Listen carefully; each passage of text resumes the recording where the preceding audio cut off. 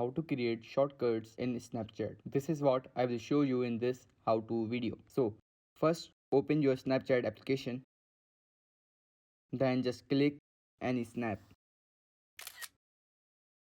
After clicking the snap, just press on send to. Then you will be directed to this page, and after coming to this page, press on shortcuts. Then just tap on it, and then you will get an option to create a shortcut. I already have one, but I am creating a new one for you guys.